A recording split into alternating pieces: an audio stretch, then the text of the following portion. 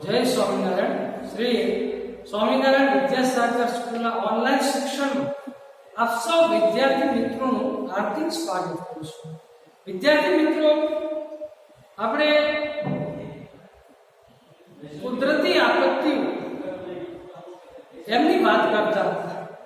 એમાં આપણે જોયું કે વાવાઝોડું, પૂર, અતિવૃષ્ટિ કે અનાવૃષ્ટિ એવી આપત્તિઓ છે કે જેને આગાહી કરી શકાય છે, લોકોને સાવચેત કરી શકાય છે, લોકોનું સ્થળાંતર કરી શકાય છે. આવી એમાં ટાઈમ રહેતો હોય છે. પણ ભૂકંપ અને જ્વાળામુખી એ એવી આપત્તિઓ છે કે એમાં આગાહી થઈ શકતી નથી. એકાએક આવે છે અને એકાએક આવતા હોવાથી જાનમાલને વધારે નુકસાન થાય છે. તો વિદ્યાર્થી મિત્રો, ભૂકંપના કારણો આપણે જોયા કે જમીનની અંદર વરસાદનું પાણી જમીનમાં જે પોલાણો પાણીથી ભરાય, પાણી જમીનનું તળ હજી ગરમ અવસ્થામાં છે, એટલે જમીન કરતા વરાળ 1300 ગણી વધારે જગ્યા અને એ જ્વાળામુખી પ્રસ્ફોટન રૂપે એ વરાળ બહાર નીકળે છે. આજુબાજુમાં ભૂકંપ થતા હોય છે તો જ્વાળામુખી પ્રસ્ફોટન આપણે જોયું હતું કે જ્વાળામુખી પર્વતની રચના થાય છે અને અહીંયા જે આકૃતિમાં દર્શાવેલો છે પર્વત, આ રીતે જ્વાળામુખી બહાર નીકળે છે, મેઘમાં બહાર નીકળે છે, લાવારીસ બહાર નીકળે છે, સાથે સાથે કાંકરા, ખડક ટુકડા આ બધું બહાર ફેંકાય છે અને એને કારણે જમીનની જે આંતરિક રચના છે એ જાણવા માટે આ જે લાવારસ મેઘમાં ખડક ટુકડા, કાંકરા એ બધું ઉપયોગી થાય છે. તો આ રીતે જ્વાળામુખી ના આપણે કારણો જોયા હતા. એમાં પૃથ્વીનું ગરમ પેટાળ અને તેનું સ્વરૂપ, મેઘમાનો ઉદ્ભવ, વાયુઓ અને વરાળનો ઉદ્ભવ, મેઘમાનું ભૂસપાટી તરફનું ઉદ્વહન, એમની વાત આપણે કરી કે આજે આપણે જ્વાળામુખીના જે પ્રકાર એમાં સક્રિય જ્વાળામુખી, સુપ્ત જ્વાળામુખી અને નિષ્ક્રિય જ્વાળામુખી આ ત્રણ પ્રકારની આપણે વાત કરવાની છે.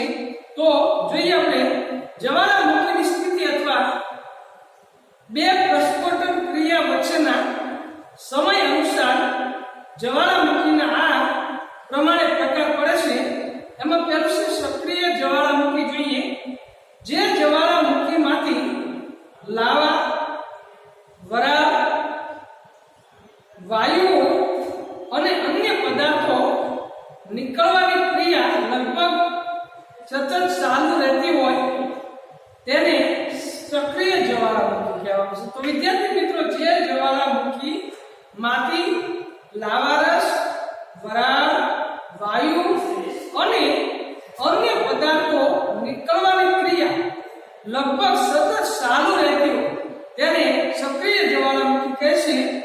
ઇટલીમાં આવેલો એટના જ્વાળામુખી, તો ઇટાલીમાં આવેલો એટના જ્વાળામુખી તેનું ઉદાહરણ છે. સતત એમાંથી 12 માસ જ્વાળાઓ બહાર નીકળ્યા કરે છે. તે છેલ્લા 2500 વર્ષથી સક્રિય છે. સિસિલીના લિપારી ટાપુ પર આવેલો સ્ટ્રોમ્બોલી જ્વાળામુખીમાં આશરે દર 15 મિનિટ પછી વિસ્ફોટ થયા કરે છે. દક્ષિણ અમેરિકામાં આવેલો કોટોપેક્સી વિશ્વનો સૌથી ઊંચો એટલે કે 6500 મીટર ધીકતો જ્વાળામુખી છે. સ્ટ્રોમ્બોલીનો ભૂમધ્ય સમુદ્રની દિવાલ કહેવાય છે. તો ભૂમધ્ય સમુદ્રને કિનારે સ્ટ્રોમ્બોલી જ્વાળામુખી આવે. સતત એમાંથી મેઘમાં લાવારસ નીકળતો રહે એટલે દિવાળાનું કામ એ કરે છે. કારણ કે તેમાંથી નીકળતા સળગતા વાયુઓનો પ્રકાશ દૂર દૂર સુધી ફેલાય છે. ભારતમાં અંદમાન દ્વીપ સમૂહમાં આવેલો બેરન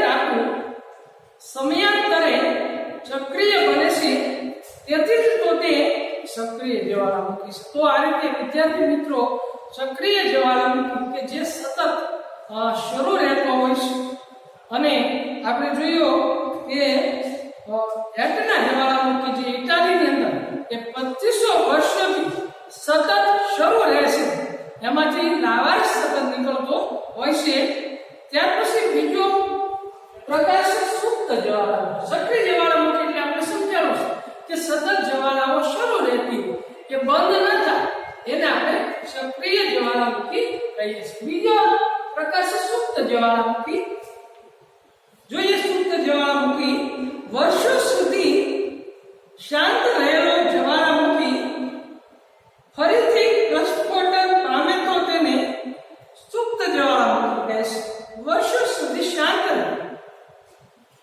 એકવાર જ્વાળામુખી વિસ્ફોટ થાય પછી જ્વાળાઓ નીકળવાનું બંધ થઈ જાય, અને પછી વર્ષો પછી ફરીવાર એમાં પ્રસ્ફોટન પામે તેને સુપ્ત જ્વાળામુખી કહે છે.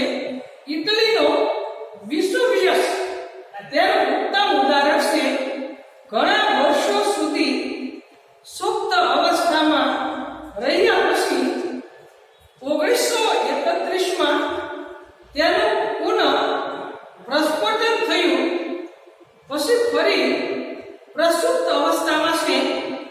ઇન્ડોનેશિયાનો ક્રાકાટોઆ, ચીલીમાં આવેલો એકોન્કાગુઆ અને જાપાનનો ફુજીયામા સુપ્ત જ્વાળામુખી છે. તો વિદ્યાર્થી મિત્રો, એક વખત જ્વાળામુખી પ્રસ્ફોટન પામે, ત્યારબાદ વર્ષો સુધી સુપ્ત જ્વાળામુખી શાંત થઈ જાય, એમાં જ્વાળાઓ ન નીકળે, અને ફરીવાર એમાં પ્રચંડ જ્વાળાઓ નીકળે, તો એને સુપ્ત જ્વાળામુખી કહેવાય છે. અહીંયા ઉદાહરણ આપ્યા છે કે ઇન્ડોનેશિયાનો ક્રાકાટોઆ, ચીલીમાં આવેલો એકોન્કાગુઆ અને જાપાનનો ફુજીયામા આ સુપ્ત જ્વાળામુખીઓ છે. ત્યાર પછી ત્રીજું નિષ્ક્રિય જ્વાળામુખી, કે જે જ્વાળામુખી એકવાર પ્રસ્ફોટન પામે અને પછી એ કાયમ માટે બંધ થઈ જાય, એમાં જ્વાળાઓ ન નીકળે, એને નિષ્ક્રિય જ્વાળામુખી કહેવામાં આવે છે. જોઈએ આપણે જ્વાળામુખ નિષ્ક્રિય બની પછીથી તેમાં પાણી ભરાય સરોવર બની ગયું હોય, ભવિષ્યમાં વિસ્ફોટ થવાના કોઈ લક્ષણો જણાતા ન હોય તેવા જ્વાળામુખીને નિષ્ક્રિય જ્વાળામુખી કહે છે.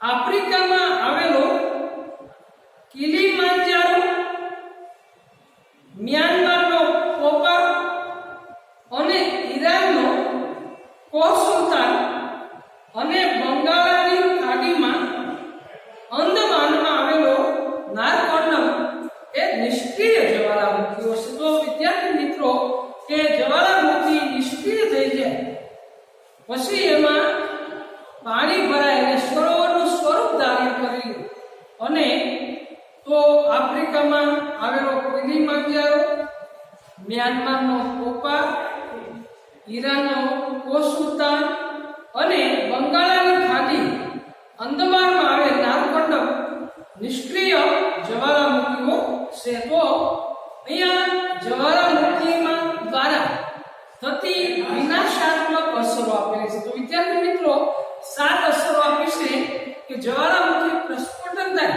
તો કેવી વિનાશાત્મક અસરો થાય છે. તો પહેલું છે મહાસાગરના તળભાગમાં થતું જ્વાળામુખી પ્રસ્ફોટનને કારણે સુનામીના અસાધારણ સમુદ્ર મોજા ઉત્પન્ન થાય છે. એટલે કે મહાસાગરની અંદર જો જ્વાળામુખી પ્રસ્ફોટન પામે તો સુનામીની સ્થિતિ સર્જાય છે. એટલે કે ખૂબ મોટા મોજાઓ આવે છે.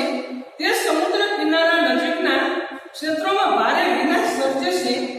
1893માં ફાટેલા ક્રાકાટોઆ જ્વાળામુખીને કારણે ઉત્પન્ન થયેલા સુનામી મોજાઓથી જાવા, સુમાત્રાના કિનારાના પ્રદેશોમાં ભારે નુકસાન થયું અને કિનારાના કેટલાક પ્રદેશો પાણીમાં ડૂબી ગયા. હતા. તો વિદ્યાર્થી મિત્રો અહીંયા ઉદાહરણ આપ્યું કે ઈસવીસન 1893 ની અંદર ક્રાકાટોઆ જ્વાળામુખીને કારણે સુનામી મોજાઓ જાવા સુમાત્રાના કિનારા પ્રદેશ સુધી ઘૂસી ગયા હતા અને પાણીમાં કેટલાય પ્રદેશો ડૂબી ગયા હતા. બીજું, જ્વાળામુખીમાંથી નીકળતા ગરમ વાયુ, ગરમ રાખ અને ગરમ લાવારસ તેના ક્ષેત્રમાં ચારે બાજુએ વિનાશ સર્જે છે. ઇટાલીનો વિસુવિયસ ફાટવાથી ગરમ રાખ અને ગુંગળાવી નાખતા વાયુઓને કારણે અત્યાર સુધીમાં અનેક માણસો મૃત્યુ પામ્યાનો અંદાજ છે. તો ગરમ અને વાયુ લાવાના ક્ષેત્રોમાં જ્યાં જ્વાળામુખી પ્રસ્ફોટન થાય એના આજુબાજુના ક્ષેત્રોમાં ગરમ વાતાવરણ, વાયુ, ધુમ્મસ આ બધું વિનાશ સર્જે છે. ઉદાહરણ આપ્યું કે ઇટાલીનો વિસુવિયસ ફાટવાથી, ગરમ રાખ અને ગુંગળાવાથી અને વાયુને કારણે અત્યાર સુધીમાં ઘણા બધા લોકો મૃત્યુ પામ્યા છે. ત્રીજું જોઈએ, જ્વાળામુખીમાંથી ક્યારેક નીકળતા હાઇડ્રોજન, કાર્બન ડાયોક્સાઇડ અને સલ્ફર ડાયોક્સાઇડ જેવા ઝેરી વાયુઓ વાતાવરણને ભારે દૂષિત કરે છે. તો જ્વાળામુખીમાંથી જે hydrogen, carbon dioxide, sulphur dioxide આ ઝેરી વાયુઓ એ વાતાવરણને પ્રદૂષિત કરે છે. ચોથું, સમુદ્રના તળિયે જ્વાળામુખી પ્રસ્ફોટન થાય તો તે ક્ષેત્રમાં આવેલા સમુદ્રી જીવો નાશ પામે છે, જેથી સાગરીય પારિસ્થિતિક અસંતુલન પેદા થાય છે. પાંચમું, જ્વાળામુખીમાં તીવ્ર પ્રસ્ફોટનથી ભૂકંપ થાય છે. 1980માં અમેરિકાનો માઉન્ટ સેન્ટ હેલન્સ જ્વાળામુખી ફાટ્યો તે દિવસે દર કલાકે આશરે 40 ભૂકંપ થયા હતા. તો જ્યારે જ્વાળામુખી પ્રસ્ફોટન થાય ત્યારે આજુબાજુના 200 કિલોમીટરની અંદર ભૂકંપના આંચકાઓ અનુભવાતા હોય છે. છઠ્ઠું, જ્વાળામુખી પ્રસ્ફોટનની કુદરતી આફત છેવટે તો માનવ વૃષ્ટિ અને વનસ્પતિ સૃષ્ટિને નુકસાન પહોંચાડે છે. સાતમું, જ્વાળામુખીથી વાતાવરણમાં ભળતી રાખતી હવાઈ પરિવહન વ્યવસ્થા અવરોધાય છે. તો યુરોપની અંદર ગત વર્ષે જે જ્વાળામુખી પ્રસ્ફોટન થયું અને એને કારણે લગભગ 1 મહિના માટે પ્લેન સેવા રદ કરવી પડી હતી. તો વાતાવરણમાં ધુમ્મસ છવાઈ જાય છે. તો વિદ્યાર્થી મિત્રો, પરિવહન વ્યવસ્થા અવરોધાય છે. તો આ બધી જ્વાળામુખીની વિનાશાત્મક અસર. ત્યાર પછી જ્વાળામુખીની સર્જનાત્મક અસર. તો એમની વાત આપણે પછી કરીશું. ગૃહકાર્યની અંદર જ્વાળામુખીના પ્રકારો: સક્રિય જ્વાળામુખી, સુપ્ત જ્વાળામુખી અને નિષ્ક્રિય જ્વાળામુખી. દર વખતે આ પ્રશ્ન 5 માર્કની અંદર પૂછાતો હોય તો આપણે વ્યવસ્થિત ગૃહકાર્યમાં લખશું અને પાકો પણ કરી નાખશું. તો અહીંયા રાખીએ. જય સ્વામિનારાયણ.